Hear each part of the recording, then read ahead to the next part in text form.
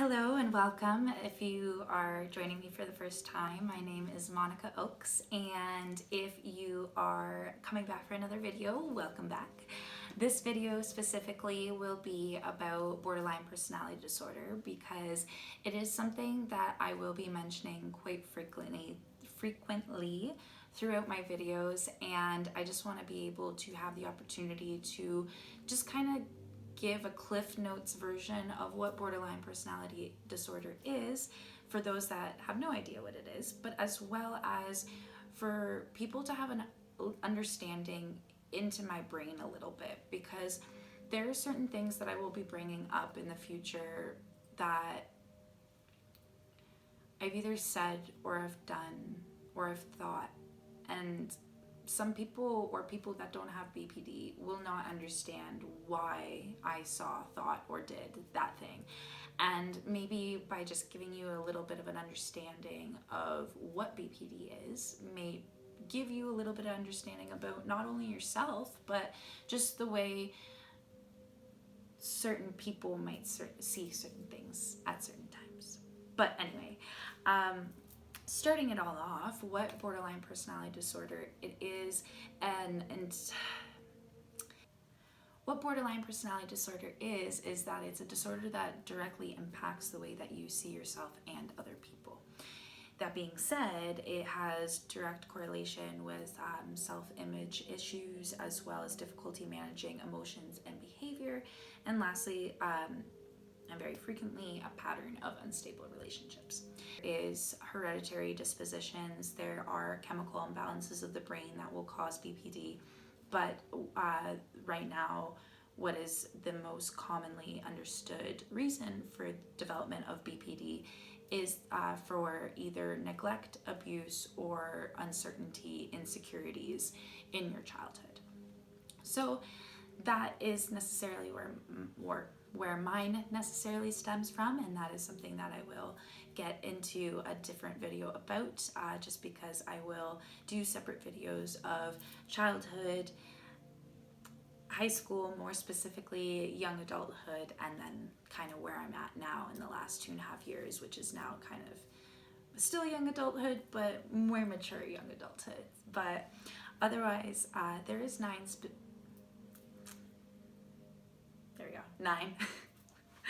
nine specific traits of borderline personality disorder.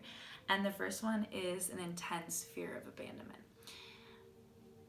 Like I said, directly correlated with the fact that you did not develop secure attachments to people growing up. So, for example, for myself, I did not build a secure attachment with either of my parents, therefore not really having a home body to go to.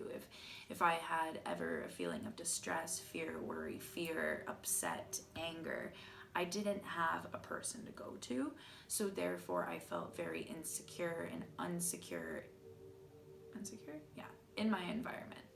So the next one is that there's a pattern of intense unstable relationships. So a person with BPD may go through many relationships, and that being said, they will get very obsessive in their relationships. So they'll be with someone and that person will be everything to them, and like a little bit coming on a little too strong, I guess. Like they're very, very attached to that person, and then but it's like a fire, and it like really fizzles, and then like it's all of a sudden it's gone, and when it's gone it's dead, and there's nothing you can do to bring it back. And you kind of cycle through people like that, and it's not a healthy thing to do. It is a very painful thing to do to yourself and other people, of course, but that is one of the symptoms or signs of BPD. The next one is rapid changes in self-identity, especially when it comes to those changing relationships. And with that comes changing in self-image and changing in your values and your morals. And that's something that I experienced a lot when I was going through different relationships. I would mold myself to become that person and what they liked. And that was very unhealthy, because therefore my morals, my values changed with every relationship that I was in, and I never developed myself, and I never learned who I was and who I wanted to be and what I wanted to do and what I liked.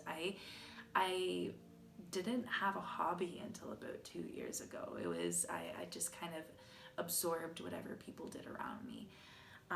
Yeah, and then another thing that comes with BPD, it's not necessarily a symptom that is mentioned, but is that there's multiple different thoughts in my head that I just want to say all at once. But then, because there's so many different things going on in my head, my brain just gives up and my mouth just doesn't know what to do. So it just I just freeze. So if there's times that I just kind of freeze, I just need a second to collect my thoughts, and then I will continue going. It's kind of like a system reboot. But anyway, the next one is that, well, I guess this kind of plays into it, is dissociation. So you experience extreme paranoia and stress in your current environment, and therefore you tend to dissociate. So for myself, I will blank out for minutes, hours, days at a time, and I will just kind of go through the motions, and I'll almost be like a zombie, and I have zero emotion. I'm unable to relate to anything. I'm unable to feel empathy. I'm very apathetic during that time, and it's just, I feel very not in touch with reality, just very lost and dissociative as fuck. But anyway, the next one is impulse and risky behavior, which is something that I have struggled with immensely and continue to struggle with at times. And I've learned lots of different ways to cope, and once again, it will be something that I'll talk about in depth another time. But yeah, just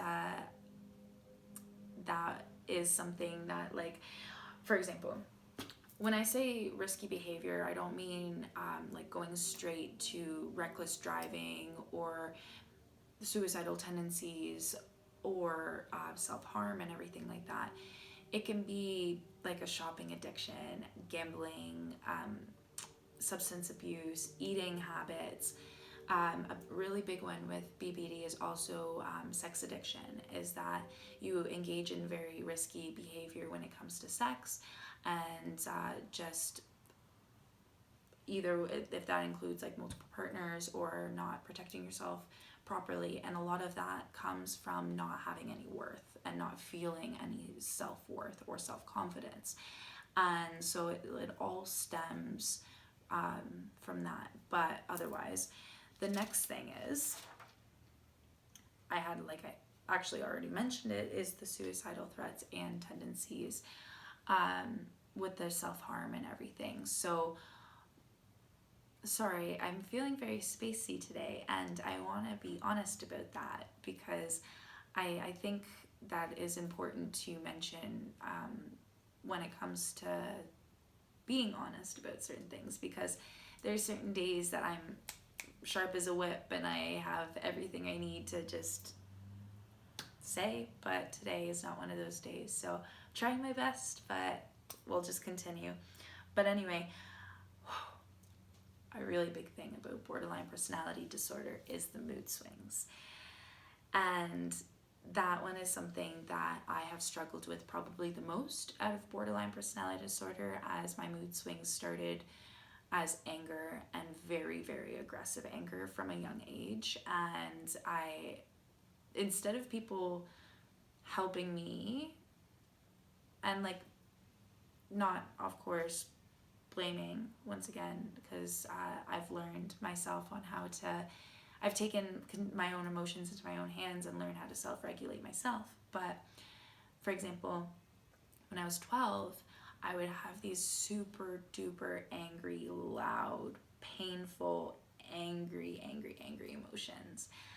And instead of my parents trying to figure out why or help me through them, they they just kind of got more angry. They got angry with me for being angry. So then we would just fuel each other's anger, and we didn't know how to diffuse the situation. So I definitely got into the habit of just having these loud outbursts and then just not dealing with them. Another one is dealing with this extreme feeling of emptiness. And the only way I can really describe it is that it's this black hole in my core. Like, I can feel it in my soul, that it like punches through my spinal cord and just keeps going like deeper within me. And it's just so vast, and it's so empty, and it's so dark, and like I just want to make it go away, and I will fill it with anything. So that's where the risky behavior comes in, because then you're acting out in ways that are inappropriate and unhealthy for you, but it is because you're hoping to fill this hole in your heart. And until you're able, but the thing what tricks you is that in order to fill that void, to fill that hole, is to figure yourself out. But anyway, we'll get into that another time. And lastly, the last symptom is actually anger, is explosive anger, like I had mentioned. And that is something that started for me right after I hit puberty. And once again, it all has a correlation, and it all plays into a factor of being. And when you frequently lose your temper and you're unable to know how to regulate your own emotions, of course that causes lots of problems in your day-to-day life. So it does, it gets really difficult if you don't know what you're doing and you don't know how to handle it.